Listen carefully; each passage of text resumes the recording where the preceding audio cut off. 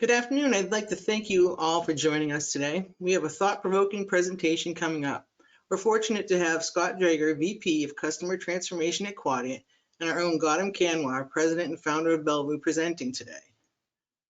We will have everybody in mute mode until the end of the presentation. Please submit your questions via the platform and we will answer them as time permits.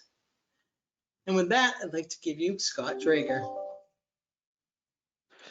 Hello, everybody, and thanks for attending our session today about how to enhance your CCM investment by integrating web portals. We're excited to share a little bit about how enterprise portals can help you and how Gautam and the team at BelWo can help you out. But to start out, I want to share a little bit about Quadient's portfolio at a glance.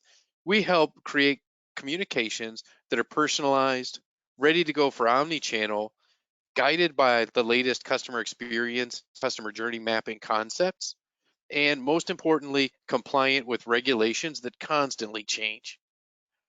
We do this technology so that you can generate content that is managed effectively by your business users.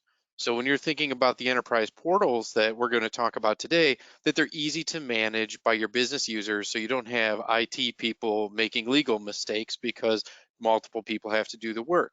We'll also make sure that your approval processes are governed and accountable, and that anything you make is mobile and digital ready, so that any touch point in your business, whether you're a service provider supporting multiple businesses, you're a government agency, a financial services firm, or one of the many healthcare people in the audience today, that you can make sure all those touch points are relevant through the entire customer life cycle, from sign up to using the products and services to renewals and even getting referrals and using the service. So if we move one more, I would like to transition over to Gautam now that we have a little bit of a little bit of a picture of how this can work for you. Now this is information we have from Quadient. This may not track well with your exact situation, but our platform called Inspire Messenger helps facilitate digital transactions in the digitization and digitalization of key enterprise portal communications. We saw in 2020 over 2019 an 87% increase in email. So hundreds of millions of more communications moved from email from print. 261% increase in notifications. So these were push notifications. So formerly paper-based and other digital processes that were moved out to mobile with push notifications. And then a 24% increase in SMS. Guess what? The cheapest channel had the most growth.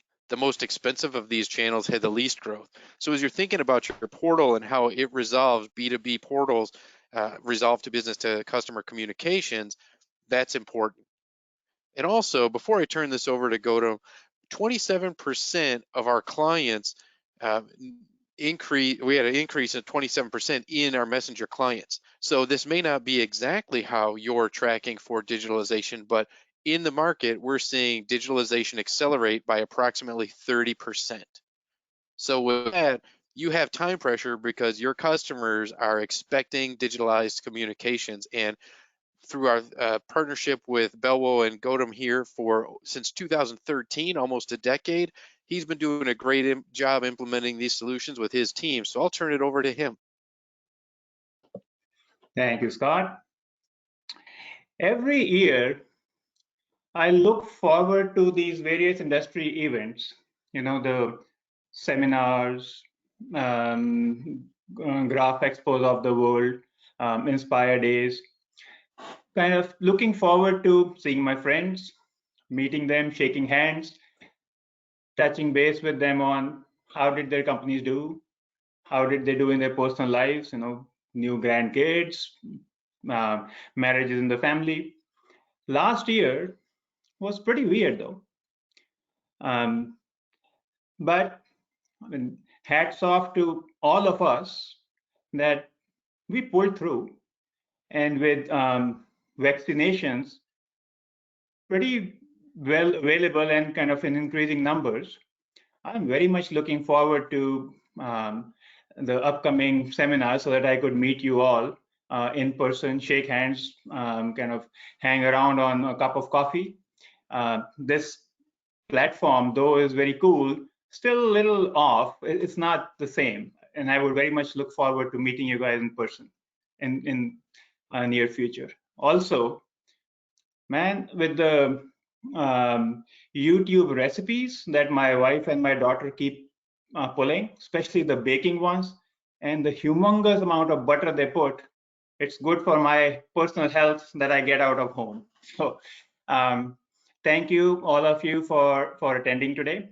I see a lot of familiar faces whom we have worked with for many years. Those who do not know us, our journey in CCM started way back in 2004, winter time. It wasn't called CCM back then, but still, the same concept. This was at Blue Cross Blue Shield of New York, which was a Xerox's managed services facility. What we built for them was a system. Calling it a portal would be quite a stretch, but a dashboard is a better word. So we built a system where the corporate office, which was upstairs, and the print facility was downstairs. This is print world. We're talking 2004, so print was the primary channel back then.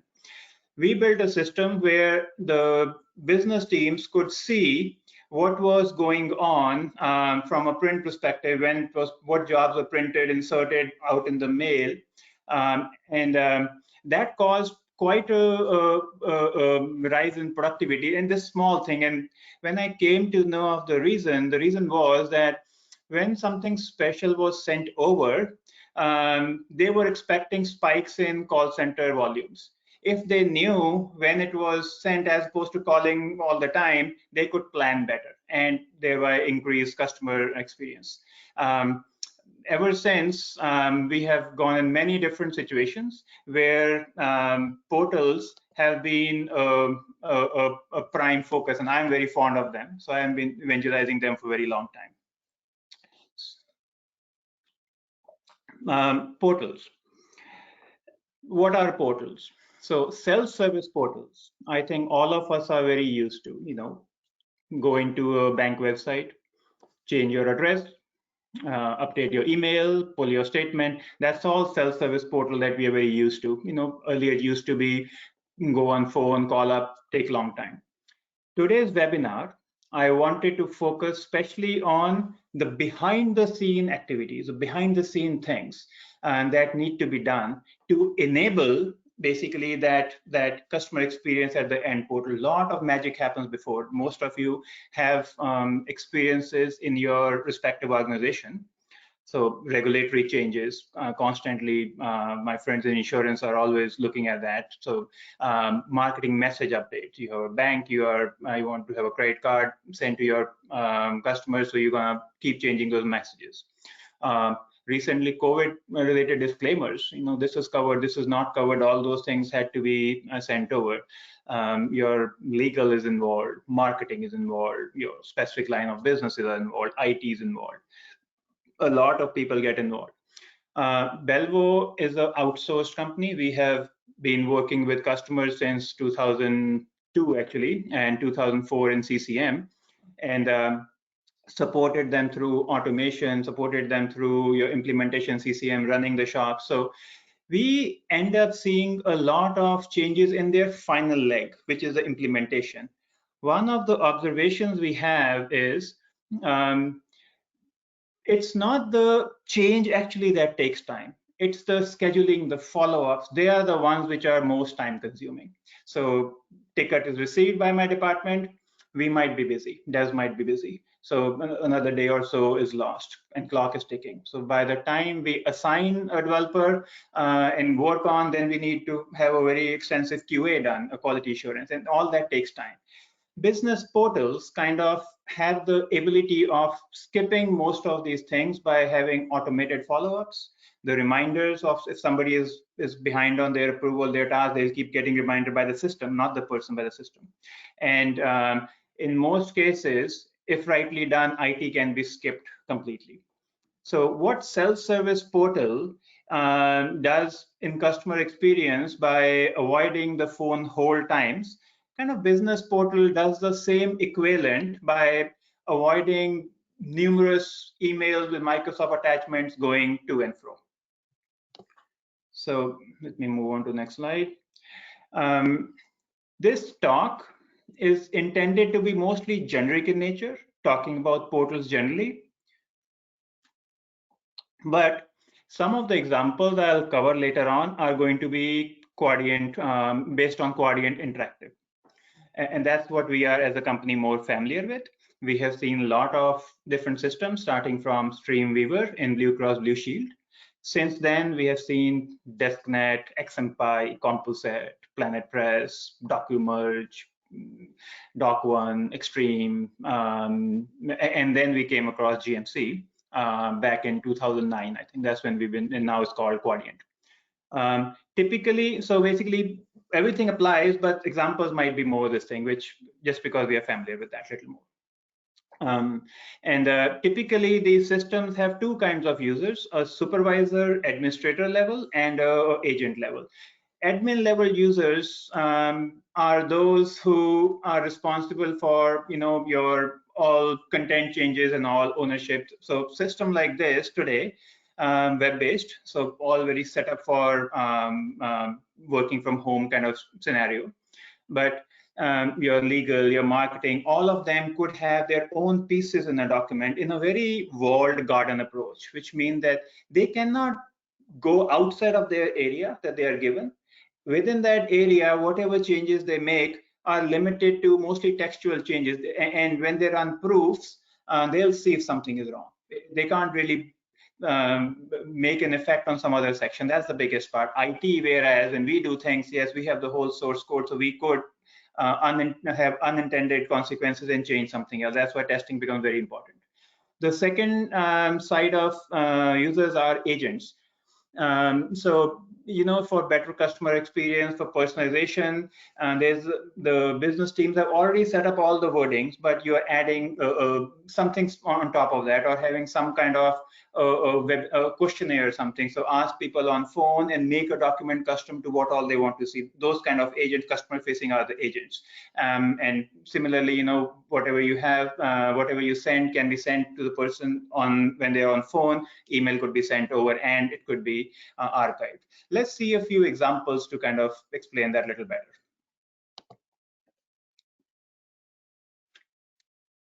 So the first example I have is from a financial company that we have.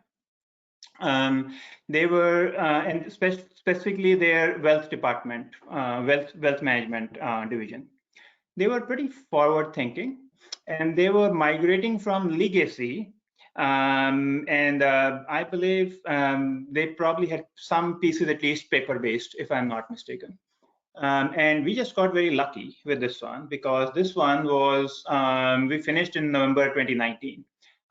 I'm sure this would have been a lot easier to manage in a work from home. Paper naturally would have been a lot difficult. High net worth individuals with accredited investor rules applied to them, trusts, corps.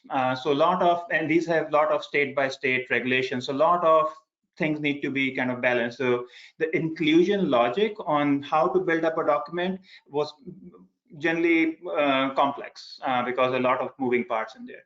Though most of the system that we worked on was actually on the static side. So we're not talking statement part, we're mostly talking the notices and all that had to go. Because of that, we built a system in such a way that we could get very high level of normalization. What do I mean by normalization? Common headers, footers, your logos, all those things common, so that you make change one place and it replicates across the brand. And this company actually had past rebranding experience. Because of that, they had specifically asked us that if in the future they end up going through that again, they need to make sure that it's one click or as close to one click as possible. And their legal, compliance, marketing, regulatory relations, all these departments work together along with IT to make it up in such a way that going forward, there's very little role for IT to play. And one other cool thing about this one was, for a better customer experience, they had a DocuSign integration. We built up systems so that when the enrollment documents are built up automatically with all the right kind of pieces picked up and sent to user, they do go to they get DocuSign email, they sign it up, and they are sent back a countersigned copy automatically, and it's stored in archival systems just for compliance and accountability. Let's go to one more example. So next example, knowing that we have a couple of folks from the health industry, they would know this intuitively. Enrollment, open enrollments. So we worked with a pretty large health insurance company for the enrollment for a particular line of business. And your typical health, dental, vision, disability, those kind of documents.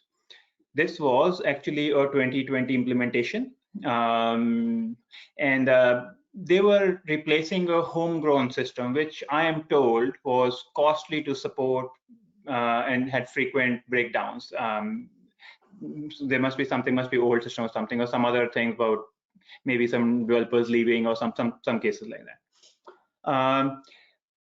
Outside of, and we built this in Interactive, outside of Interactive, it would have been a pretty complicated system because there were so many interdependent rules, a lot of them, and which was, I mean, it will be very difficult for us inside Interactive because we could find the common pieces and manage it in a way that when you are looking at a section, you're actually talking about a lot of group of plans, but in outside of Interactive would have been pretty difficult to implement. It was easily managed here simply because they had more than 250 variables, each variable kind of triggering a different business rule. And I chose this example because this had not only the admin part where the legal, compliance, marketing, IT, and all those folks were involved, but this had a kind of customer-facing-ish role where we built up a, call it an interview or a wizard screen with a lot of questions, radio boxes and all, select here, and based on, for all that questionnaire, things were changing behind the scenes. So extensive personalization, and this would be typically somebody on the customer service working with a HR probably of the company to make the booklet. That do you want, what logo do you want to upload, what are the dates, what are the phone numbers you want to put for your office for help if somebody needs to understand different plans, what title, what custom pages do you want to put on this thing, do you want somebody with do you have older employees and do you want a stock photography of older people, do you want younger people, so all different templates that you're pulling off when you're on the phone, or I assume in better times sitting across the customer. And customizations, do you want to show comparisons of 2 plans or 3 plans or 4 plans on one screen, and we would have different templates built up based on what is chosen. Those screens will get included in the benefits booklet. Then things like, do you want to put up a address for where to download the app and what websites to go, or you have older employees and that is not important for you. So all this customization and a lot more, of course, pretty comprehensive system. A lot of questions would drive towards what the final this thing is going to be, which again, as you can realize, a walled garden. That agent is reacting to answers, but the system is the one that determines what documents to include, what pages to include behind the scenes. So there's very little you can break, and that's the beauty of systems like that. And naturally future ready because you have all the logos and all need to be changed, one click, and they will go across plan or a group of plans, whichever it was set up.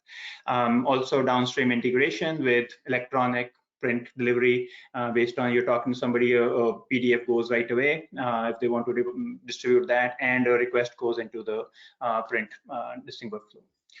Let's take one more example. So we have extensive experience working with service providers, print service providers in particular. And that's where we got started off as a company. And I know from the attendees, there are a few folks who represent pretty large print service providers. But this example typically would work for anybody, any business which is processing communications on behalf of somebody else, so that it's not their own, it's somebody else. I'm not too familiar, but I think TPAs and all probably might be another area who might be into similar things. So service providers typically have, and I'm talking print here specifically, but you can extend it to your own companies. So typically have very tight SLAs, 24 to 72 hours being the norm, sometimes even shorter than that for different applications. And during this time, need to do programming changes, proofs, get approvals, finish printing, inserting, mailing, electronic delivery, archiving, reporting. All these things have to be managed within these tight SLAs to given hours. There are a lot of possible problems that could go wrong and put these SLAs at risk. Sometimes specifications are incomplete. There are fonts missing, artwork is missing. Then there are programming errors, and it's interesting from a programming error perspective. So when you are working on behalf of somebody else, and if it happens that this is not a long-standing customer, this is a job kind of oriented, that just a small one run, because a lot of print companies look at the print volumes and not the IT side of things. Your developers or whosoever this team is responsible for working on these changes might not be that familiar with the with this particular line of business or with this customer. Whereas end customer is always going to be familiar with their own thing. They work there, this is their company. But a service providers, people do not have that much of time to get into every job. So long-standing ones, jobs where you're taking care of somebody's print and electronic operations for years and years. In that case, service provider folks even have a lot more knowledge than the customers themselves sometimes, just because they have program managers, their whole team dedicated to that. And that's kind of where we work in. Our relations are decades long with our customers, so we work as extension of their teams anyway. But in a job kind of mode, yeah, there's instances where you don't know how the context of things and you go wrong there. Testing is insufficient. On the print floor side, though, it's pretty much a very well-oiled machine, because there are closed loop camera systems, so very less things go wrong there. Most of the issues are on the generation of the documents that need to be printed or mailed, or this thing. And if a system like Quadient interactive portal was put in place, the liability of making those programming changes, where bulk of things have the possibility of things going wrong, that could be put on the customer side. And customers actually like them because it reduces their risk. In the end, if something wrong is mailed out or emailed out, it's the end customer who's going to get affected. So those people who are working on it, they get immediate proofs, as opposed to sending it to a print provider and getting the proofs a week later. You are in a different mindset. Sometimes you forget to see the small things. Whereas if you made a change, you hit click and you see proof within a minute there, you're right on. Very difficult to miss out obvious things in that mechanism. And naturally, with a system like that, once the documents are approved and all, then they hit the print queue automatically. And that's where the timer typically starts, which is a very comfortable time frame for most PSPs. And increasingly, I think we have come across situations where having a portal like this is a requirement in the new contract. Without that, if you can't demonstrate that you would give tools as a PSP to your end customer, the banks, the insurance companies, all those, they are leery of giving work to a customer where they don't have that kind of control. So let's go. Okay, so these were a couple of examples. And pretty much towards the close of my presentation, wanted to just discuss a few things that we have seen which help in getting approvals from the CFO's office. And one of the big ones is risk reduction. So not only are possible errors on the IT side avoided, and again, we are a IT service company, so we definitely know what we're talking of here. So not only are the IT errors avoided, but compliances kind of become better, because those folks who are responsible for their piece, they are the ones who are responsible for making a legal, responsible for maybe a passage somewhere that needs to be legal verbiage. They are just responsible for that. Marketing is owner of just the marketing message, and they just do that. So everybody who is expert at their stuff is doing that. So naturally, compliance is going to go up. Savings in IT budgets, naturally. So one is the obvious one, that if there's less dependence on IT for continued support, it's gonna save cost for sure. But there is another angle of that too, which is when the system like this is a part of a whole CCM ecosystem. Say if you are invested in Quadient, this being a Quadient partnered event. So if you are invested in Quadient ecosystem, and you have a lot of tools all built on Quadient, and your portal is Quadient also, the skill set that you need from an IT side is limited. Now, you don't have to have some teams in particular technology, other teams in some other technology. That creates siloed effect. Whereas having all of them similar means you'll need less number of people to support more systems. So that's a indirect saving as well that we see all the time. Other one is out of box feature set, building on your own or something else. You're gonna have to build them or skip them, but omni-channel support, your proofing, inbuilt proofing, approval process, your permissions of users to see not only the group of documents, but right down to a section of a document. The audit trails, all that kind of comes out of box, which you kind of build on top of that, saves a lot of time, implementation time. Then enhanced customer experience. So as I discussed earlier, on the consumer side, the self-service portals, we all know that. We all use them, that they enhance the experience. But on the business side, it's this business processes. Business portal is the one which is driving customer portal mostly. So that's where that's the key to enhancing. So customer service portal doesn't come up on its own. It has to have something behind it, and that behind thing is a business portal. Future proof of investments. So we have known Quadient for many years, since 2009-ish somewhere, and 2013 onwards, we have just chosen Quadient as the main product, knowing that we have supported a lot of them, just because we see a lot of investment done by their team. So 10 years from now, things are going to change. There will be a new something that we can't even think of today.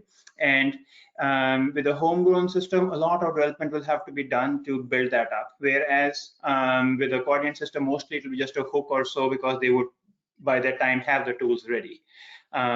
This brings me to the end of my presentation. I'm going to give it to Scott, just so that he can share a few more examples from the industry, little bigger view. Scott? Yeah, thanks, Gautam. And everybody likes to have like a good case study. And this is from a major bank that put in an enterprise portal for all of the same reasons that Gautam mentioned, and BelWo can help you with right now.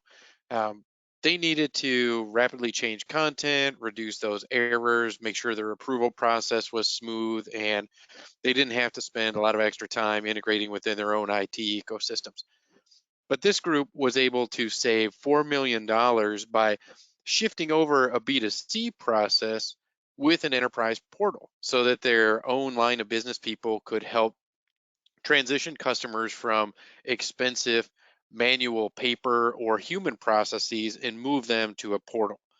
So the enterprise employees are able to change the content, make sure it conforms to uh, their approval, their regulations, all their compliance standards, their branding standards, make sure that that's set up right instead of having the IT people do it. And by having this move from a paper-based and call center-based process, they were able to reduce the transaction resolution time by 85%. Which, if you're in one of the people in the audience in financial services or healthcare, that's a huge call center savings. Not to mention, when you start taking that savings, you're improving the customer experience scores. This portal also saved 98% in errors. Gautam mentioned something that was very important. When you drop something and pick it up a week later, your eye forgets some of the things that were maybe easy to notice when you were working on it. But when you move it to somebody else, it starts to be more difficult. Now, I'll share a personal story that's a little bit shameful. Back when I was early in my career, and why I'm not a programmer anymore, I was one of those IT people that had to do a change. As a result, 200,000 letters went out that said contact your mortgage broker instead of your mortgage broker because I made just a silly copy paste mistake. I was probably the sixth or seventh person to touch that content. So when Gautam is telling you to make an enterprise portal for managing some of your content, that's how it works. Now, if you look over at Gartner peer reviews, the people who choose Quadient and the underlying technology that the BelWo team will use to implement your new enterprise portal, the people who choose Quadient are choosing us far and above the market for business process agility, operational efficiencies, organizational innovation, and improving customer service. So as we move to the next slide, which is my last slide, we wanted to share that while we're very happy to have an exclusive relationship with BelWo since 2013, and even going back as farther before that as a relationship, this is built on the technology in the marketplace with the highest propensity to recommend. So 98% of customers in the market would recommend Quadient for customer communications enterprise portal. If you want to look for positive reviews, they're there. If you want to go and find the most helpful critical product review, well, it isn't there because as you take a look, you'll see the trend is up. We were at 95%, now we're at 98% recommendation, and we have the highest percentage to recommend it for all time as well. So we're happy to be the infrastructure for Gautam's team at BelWo to make a enterprise portal transformation for you. I think that brings us to an end. Thank you so much. Hanson, would you take over and see if we have time for a few questions? Yes, it looks like we do have time for a few questions, and I just want to thank both of you. That was great. One of the questions that we have in here that looks kind of interesting is, what is the best time to move to a portal? Scott, what do you think? This is like one of my favorite quotes. Like, the best time to plant an oak tree is 30 years ago. The second best time is right now. And that's really the same with these enterprise portals, because over time, for the last 10 or 15 years, if you haven't been doing it, you've been cloning applications, you've been copying, pasting, making new ones. So you've just been accumulating new applications.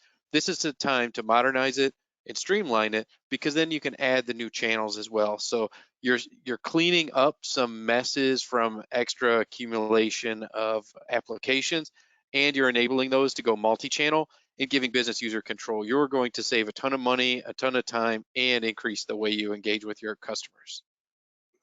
And if I were to add to that, absolutely agree that need to do it 30 years ago, but it has too long a time.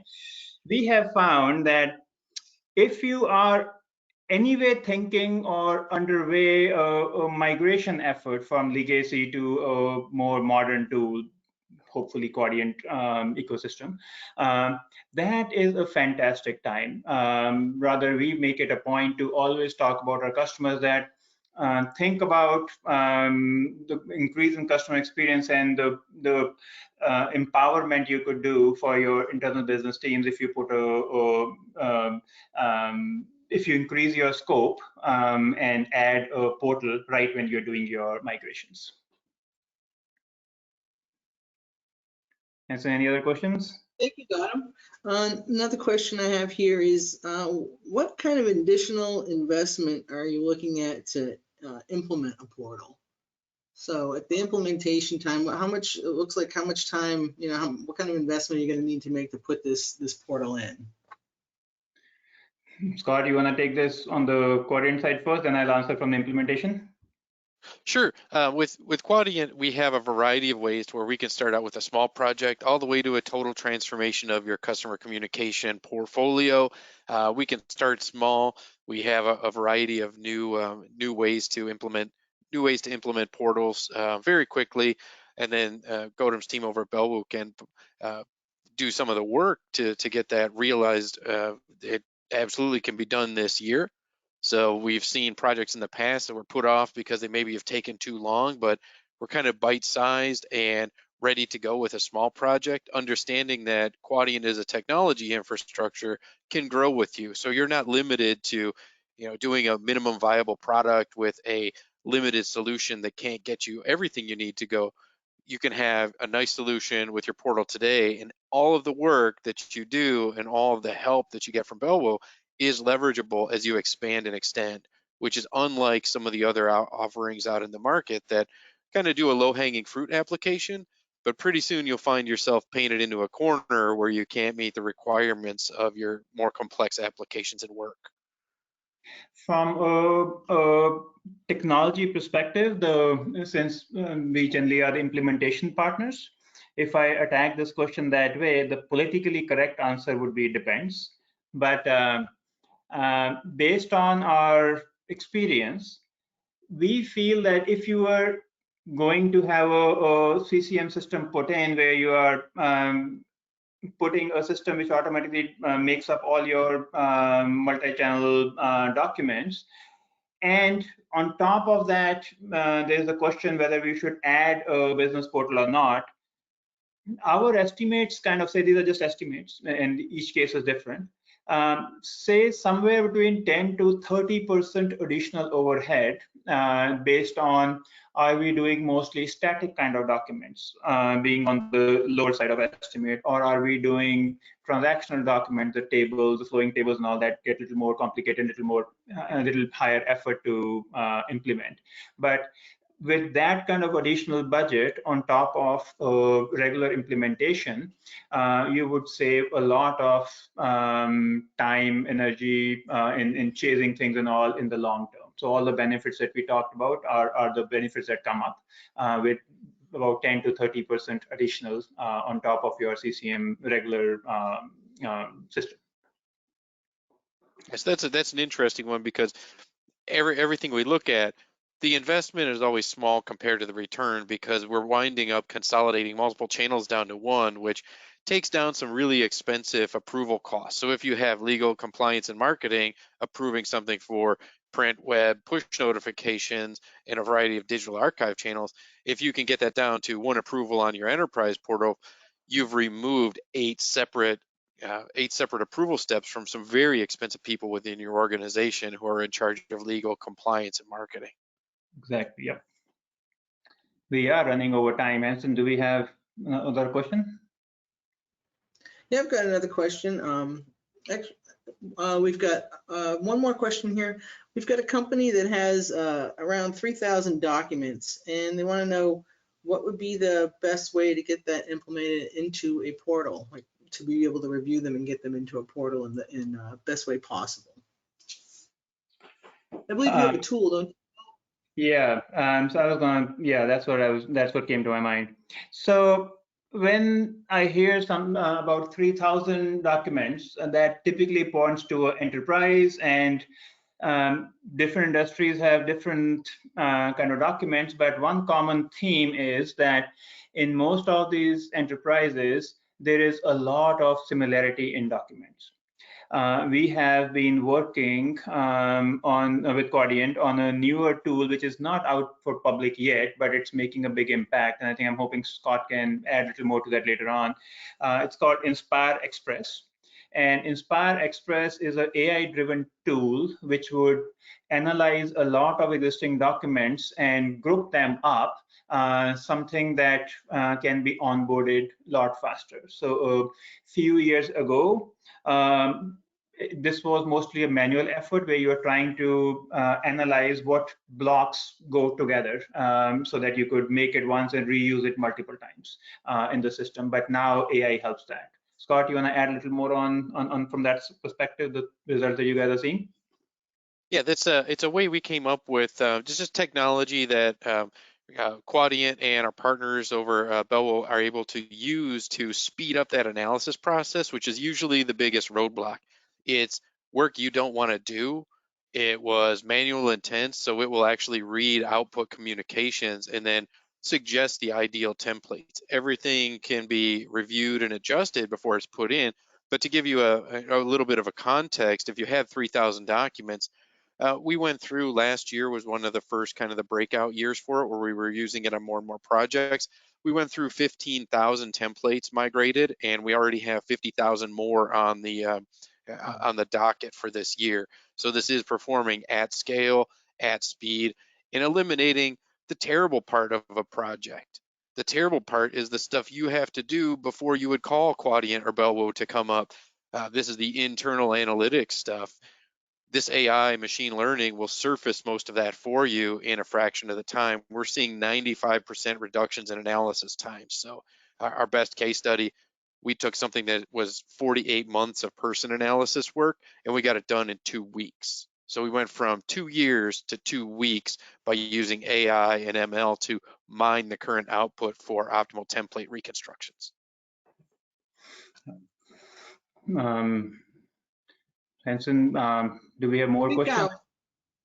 Well, that's all we have for questions at this time. Well, we are quite a bit over the time limit that we had set up for ourselves. Sorry about that. I think two of us together, me and Scott, a little difficult to at least shut me up. Scott has done a great job sticking to his time. I know I went overboard, so really sorry about that. But still getting used to the digital mode, but I would so much love to hang around with all of you here and probably get to learn about your individual businesses and answer questions. But you're welcome to stay back. If you want to talk, I can make myself available, or you could reach out to us later on. And I would love to see what other additional benefit I could give over and maybe answer your questions or anything that you might have missed or would want to repeat. I would love to talk to you guys. Thank you so much for attending our event today. Thank you. Thank you. Goodbye. Bye-bye.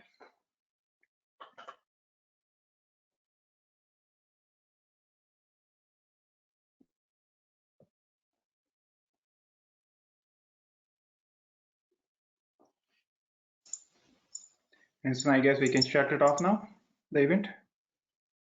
Yes. Thank you so much.